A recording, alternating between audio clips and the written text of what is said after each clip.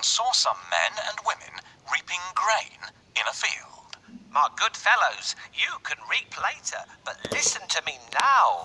The king is coming this way, and he'll make mincemeat of you, unless you say that these fields belong to the Lord Marquis of Carabas, Puss announced. The reapers were very puzzled, but they definitely did not want to become mincemeat.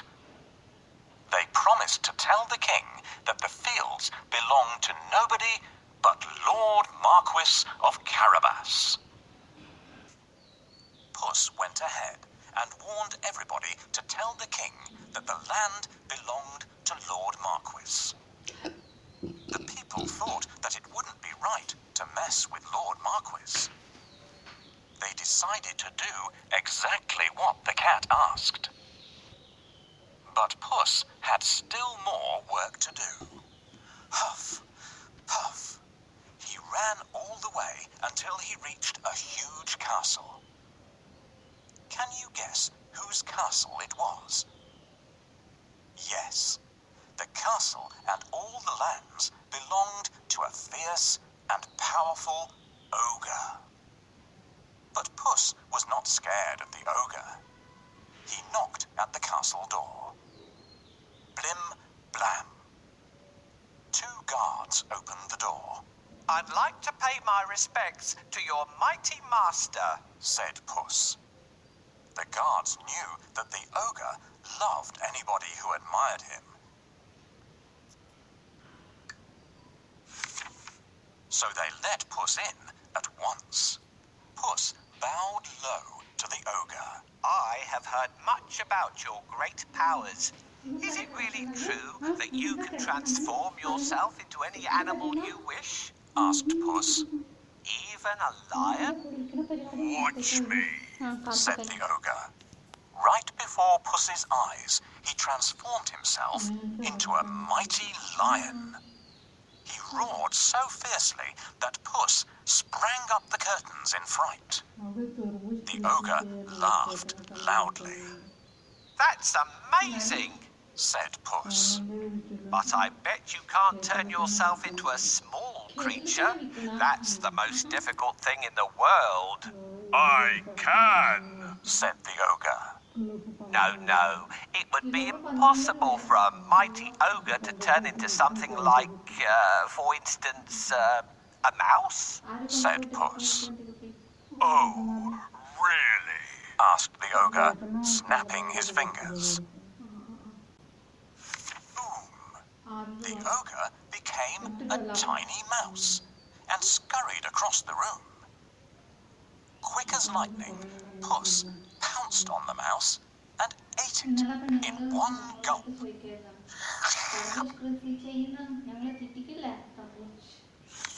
Puss licked his lips. He clapped his hands 3 times and summoned all the people living in the castle. The ogre is no more, Puss announced. Will you accept Lord Marquis of Carabas as your master? He is kind and just, good and generous. The guards, maids, cooks, servants, and everyone else in the castle looked at Puss in surprise. But they nodded at once. They had never really liked the ogre anyway. Puss ordered everyone to prepare a feast for Lord Marquis and his very special guest, the king himself. The coach with the king, the princess, and my master will be here soon. I have to wake up the ogre right away.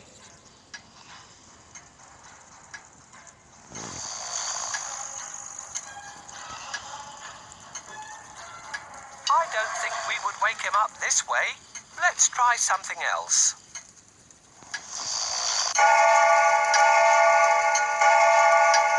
What? Who woke me up? What are you doing here, cat? How dare you disturb me? I have heard that you are a master of magic and can turn into any animal. Is that true? That's true indeed. I can prove it, if you have any doubt. I would like to see. Can you do it? Turn into a lion, please. No problem. Whoa, how scary. Enough. I believe you. I really believe you now. Well, did I prove how great I am? Indeed, indeed. But if I ask you to turn into a tiny mouse, I bet you'll not be able to do it. That's so easy. Watch me. Help me catch this mouse before it turns into an ogre again.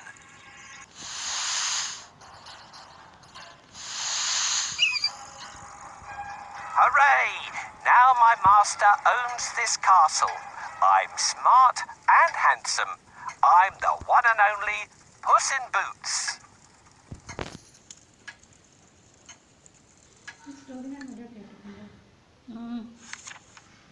Meanwhile, the king travelled through the countryside, speaking to the people. He was very surprised to learn that almost all the land around him belonged to the young man by his side. When the king's coach finally reached the castle, Puss ran out to welcome them. Welcome to our humble abode. Puss said to the king.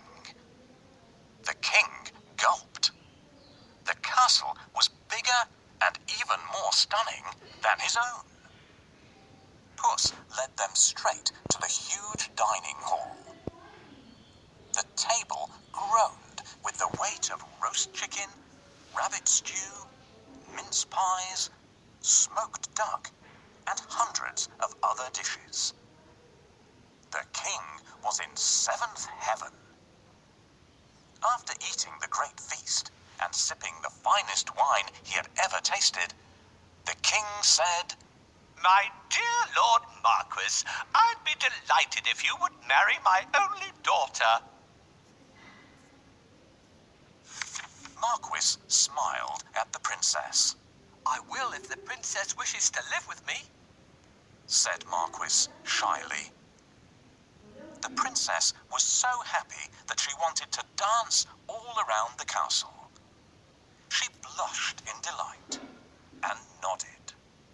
They married and lived happily ever after.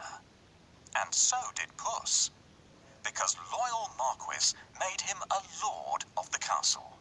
Puss enjoyed great feasts every day and did not go after rats or mice anymore, except now and then when he wanted some fun.